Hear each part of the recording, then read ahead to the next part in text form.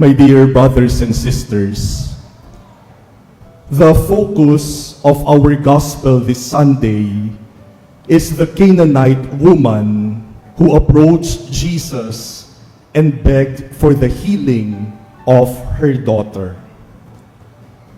Now this is surprising. Why?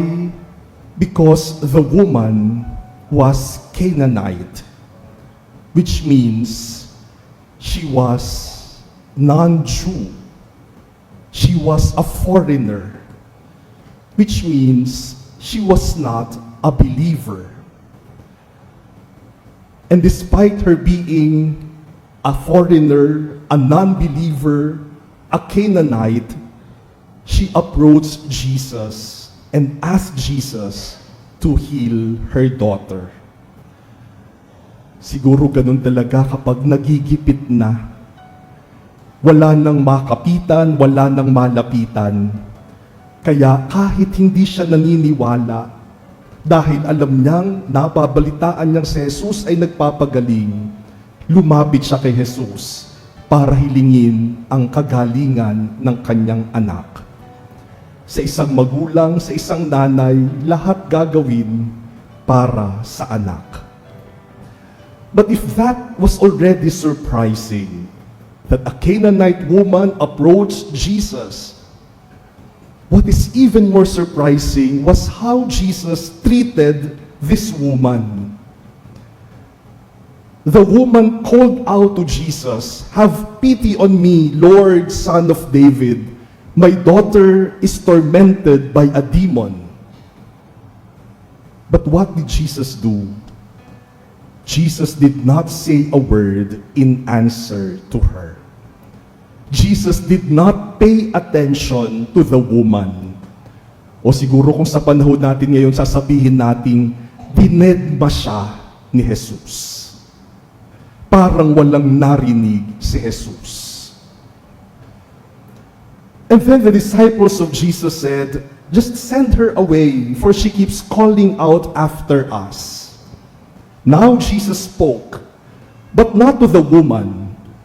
He replied to his disciples, saying, "I was sent only to the lost sheep of the house of Israel."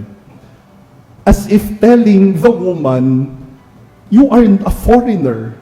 You are not a Jew. And so you do not deserve to benefit from the graces from God." In this way, Jesus rejected the woman. But the woman did not stop. He approached Jesus, did him homage, and said, "Lord, help me." Now Jesus turns to the woman and tells the woman, "It is not right to take the food of the children and throw it to the dogs." By children, Jesus was referring to the Jews. And by dogs, Jesus was referring to her, a foreigner. Tinawag niyang parang aso yung babae. Now, why did Jesus treat this woman this way? Mainit ba ang ulo ni Jesus nung araw na yon? Bakit ba siya nagsusuplado? Bakit pinagsusupladuhan niya tong babaeng ito? Did Jesus wake up at the wrong side of the bed that day? Anong problema ni Jesus? Why did Jesus treat this woman in such a rude way? My dear brothers and sisters, a biblical scholar said that the encounter between Jesus and this Canaanite woman was like a high jump competition. Alam niyo po ba yung high jump competition? In the high jump, there is a bar that athletes need to clear. Now, they will jump over the bar. And when athletes clear the bar by jumping over it, the bar is raised a few centimeters higher. Tapos tatalo na naman yung mga athletes. Iaangat na naman yung bar hanggang yung pinakahuling athlete na lang ang may kayang tumalon doon sa bar at a certain height. and that athlete will emerge to be the winner. Now, when Jesus did not pay attention to the woman, Jesus was actually raising the bar.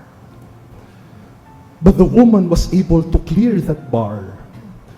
And so Jesus raised the bar by saying, I am only for the lost sheep of Israel. I am not for foreigners. But the woman still persisted and cleared the bar. So Jesus elevated the bar even more by talking to the woman and telling her, you are like a dog. But the woman still was able to persevere and clear the bar at that height. And because of that, the woman won. She got what she wanted. Her daughter was healed. But you know, my dear brothers and sisters, the greater miracle in this story was not just that the daughter of the woman was healed. The greater miracle that happened was that the woman grew in faith. In this woman, the prophecy of Isaiah we heard in our first reading was fulfilled. Foreigners joined the Lord. They served Him. They ministered to Him. They loved Him. And they became His servants.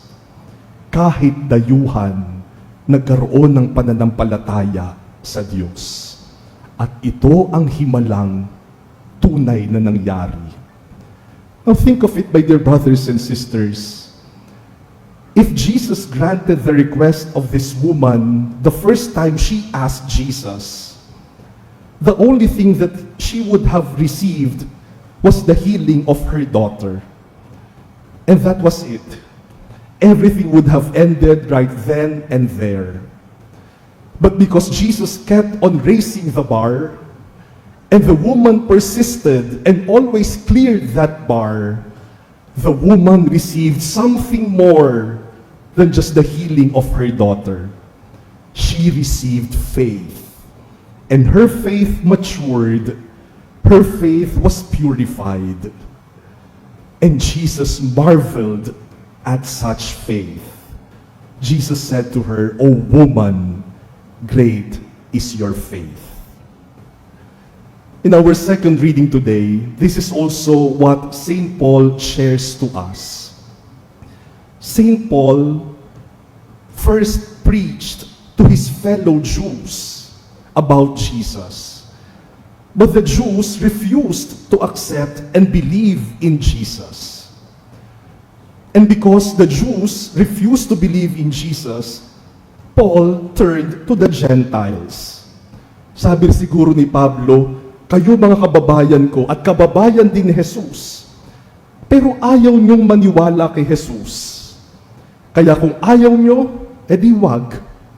Dito ako ngayon pupunta sa mga hentil, sa mga hindi naniniwala sa Diyos. And when St. Paul turned to the Gentiles accepted Jesus and believed in Him. Now, come to think of it, my dear brothers and sisters, if the Jews immediately accepted the gospel of Jesus and believed in Jesus, Christianity would have been limited only to Israel. Hindi sana lumaganap ang Kristyanismo.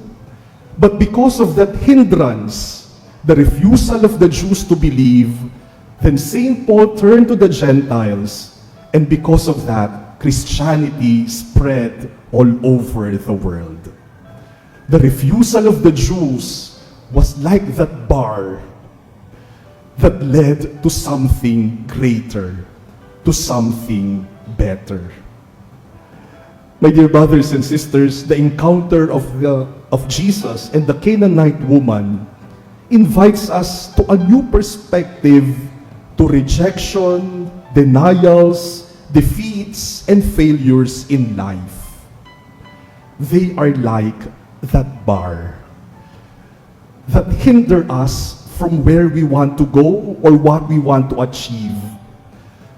At minsan, ang Diyos pa mismo ang naglalagay ng harang na yan, katulad ng karanasan ng babae sa Ebanghelyo. But the reason for that bar is not to put us down, but to invite us to persevere. When the bar is there, then jump over it. When the bar is there, then persevere and clear it. And we will emerge as better persons. Because when God is preparing to give us something greater, God demands from us something more. Kung mas malaki ang ibibigay ng Diyos na biyaya, mas mahigit din ang hinihingi ng Diyos mula sa atin. Kaya sa unang harang pa lang, in that first bar, do not give up. God is strengthening you. God is inviting you to persevere. And when He raises the bar, continue persevering until you win over God. And God gives you the things, the greater things He is planning for you. My dear brothers and sisters, when God puts bars before us, they are not really to put us down. God invites us to persevere. Kaya kapag nabigo, subok ulit. Kapag natalo, laban ulit. Kapag bumagsak, bangon ulit. Kasi ang Diyos hindi bulag sa mga pagsisikap natin.